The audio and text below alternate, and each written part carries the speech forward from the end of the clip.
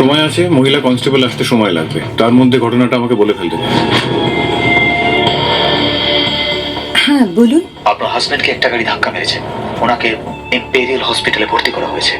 ইশকাবনের বিবি trailer লঞ্চে আমাদের সাথে দিদি আছে, যিনি মুভিটা প্রডিউস করেছেন। তো দিদির থেকে শুনে নেবো যে কি গল্প আছে যেটা আমাদের জন্য ওয়েট করছে, যেটা আমরা হলে দেখতে পাবো। হ্যাঁ, ইস্কাবনের বিবি রিলিজ করতে চলেছে মাল্টিপ্লেক্সে খুব শীঘ্রই, হয় ফেব্রুয়ারি মাসের শেষে বা মার্চ মাসের শুরুতে। ডেট অ্যানাউন্স হয়নি না, ডেটটা এখন আমরা অ্যানাউন্স করিনি, খুব শিগগিরই অ্যানাউন্স করব। তো হ্যাঁ, অন্য ধরনের থ্রিলার, যে থ্রিলার আমরা বানিয়েছি বা দেখেছি পড়েছি, সেই থ্রিলারের থেকে একটু আলাদা। এতদিন তো আমরা ডিটেকটিভ সত্যান্বেষীরা খোঁজ করেছে বা খুঁজে বার করেছে দোষীকে।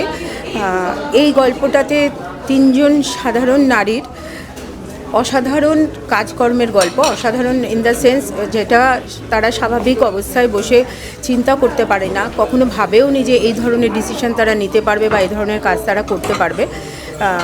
কেন তাদের এই ধরনের কাজ করতে তারা বাধ্য হয় বা কী পরিবেশ পরিস্থিতিতে তারা এইগুলো করতে হয়, সেই গল্পের সেই পরিস্থিতির খোঁজই এই গল্প। এবং এই থ্রিলারটা আশা করি আপনাদের অন্য মশলা দিয়ে অন্য গল্প দেবে, অন্য রকম আনন্দ, থ্রিলারের আনন্দ দেবে। দিদি, ফিউচারে আর কি কি নতুন গল্প আমাদের জন্য নিয়ে আসছো? হ্যাঁ, ফিউচারে আমাদের অলরেডি 12-15টা মতো মুভি আমাদের ইয়েতে রয়েছে, লাইন আপে, মানে আমাদের রেডি হয়ে রয়েছে।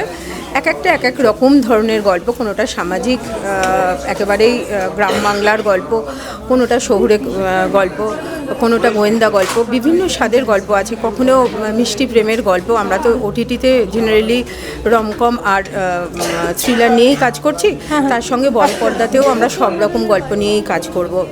কিছুদিন আগে রিলিজ হলো কীর্তন, আমরা মেগাতেও কাজ করছি, শুরু হবে খুব শিগগিরই মেগার কাজ।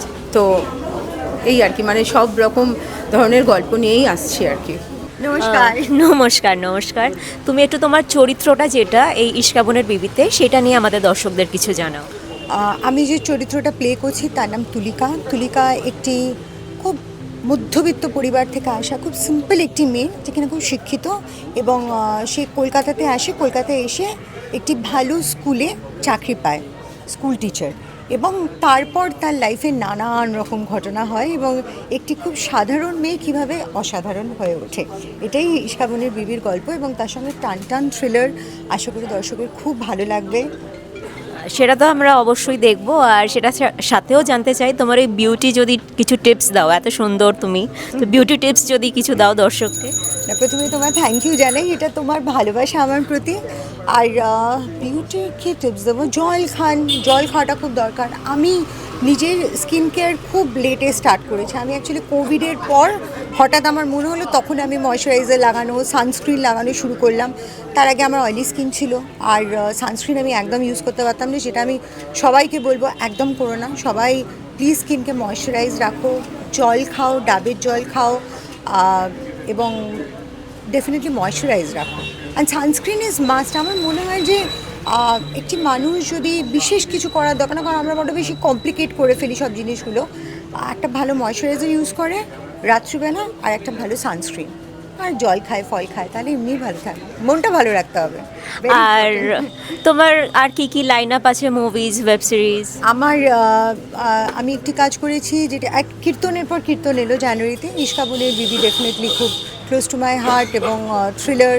আশা করি সকলের খুব ভালো লাগবে। এরপর আমার পলিট্রিক্স বলে একটি কাজ আসার কথা, সেটা আবার কমেডি, এবং আমার ভালো লাগছে, কারণ ডেফিনেটলি ছবিগুলো রিলিজ করছে। এবং তার থেকেও বড় যেটা, আমি আমার দর্শকদের এইটা উপহার দিতে পারছি যে একটি চরিত্রের সঙ্গে আরেকটি চরিত্রের কোনো মিল নেই, যেটা আমি সবসময় ছোটোবেলা থেকে চেয়েছি, যে এক্সপেরিমেন্ট যেন করতে পারি। সেটা আমার খুব ভালো লাগছে। ইশকাবনের বিবি ট্রেলার লঞ্চ হলো আজকে, আর আমাদের সাথে আছে পৌলমী। তোমার এই চরিত্রটা নিয়ে, এই মুভিতে যে তোমার চরিত্র, সেটা নিয়ে যদি আমাদের দর্শককে কিছু জানাও।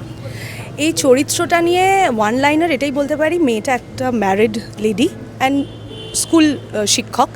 তবে মেয়েটার জীবনে ভীষণ টার্ময়েল চলতে থাকে।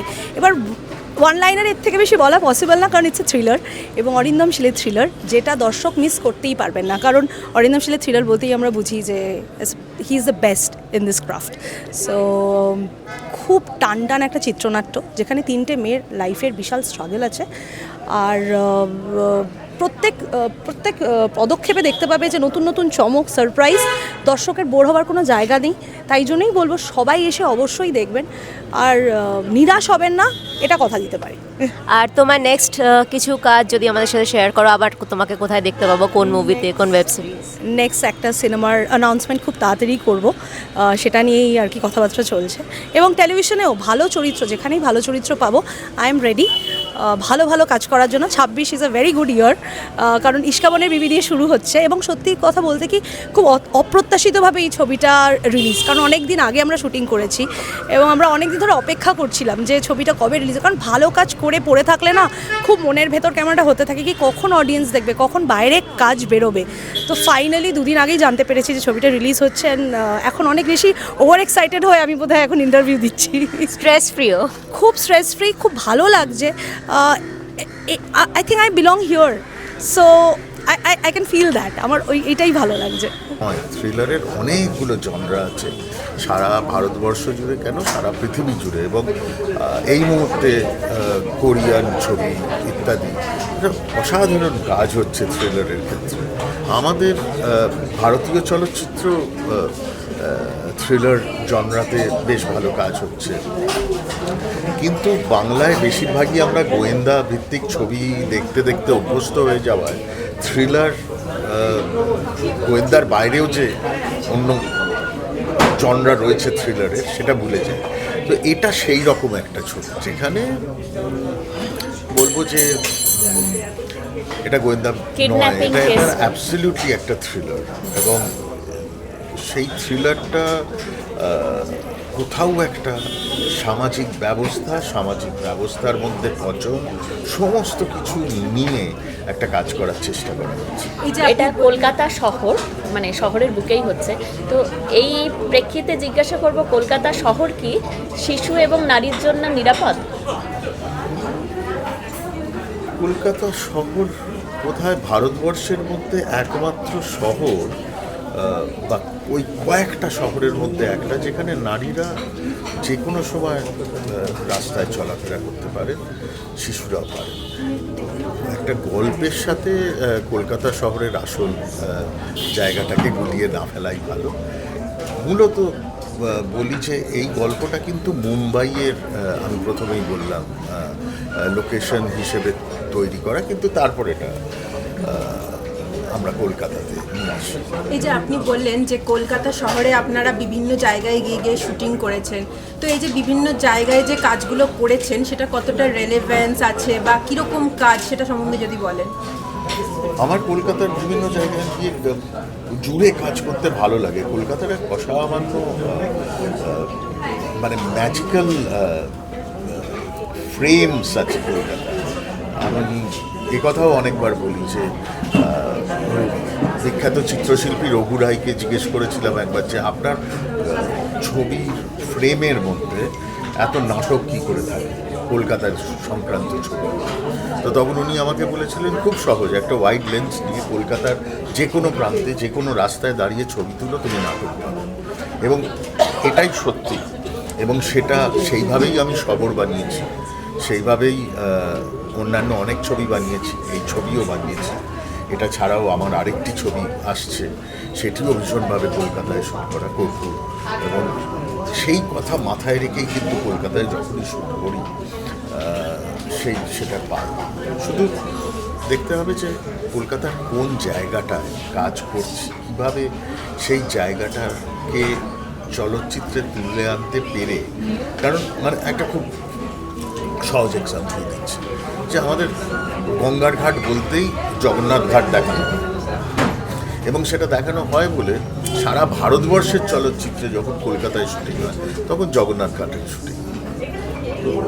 আমরা যদি অন্য জায়গা, গঙ্গার এত স্ট্রেচের মধ্যে এত অসাধারণ জায়গা আছে, তো সেই রকম একটা জায়গায় যদি, যেখানে রেগুলার শ্যুট হয় না, সেইটাকে যদি তুলে আনি, আবার সেটা বন্ধ করে ওই তো একটা ভালো থ্রিলার, এবং সেটার মজাটা হচ্ছে আনফোল্ডিং, সেইটা খুব মজার। মানে থ্রিলার তো আসল মজা হয় হচ্ছে যেভাবে পরতে পরতে খুলে আসে এবং কে মানে সেইটাই যখন মানুষ ভাবতে আরম্ভ করে কে দোষী সেই মজাটাই এই থ্রিলারটায় আছে। আর দাদা আপনার ক্যারেক্টারটা নিয়ে যদি কিছু জানেন। না ডাক্তার যে চিকিৎসা করে, সাহায্য করে, আবার কিছু সময় সাহায্য করেও না। স্মার্ট 24 বাংলা থেকে আমি প্রিয়াঙ্কা বাস।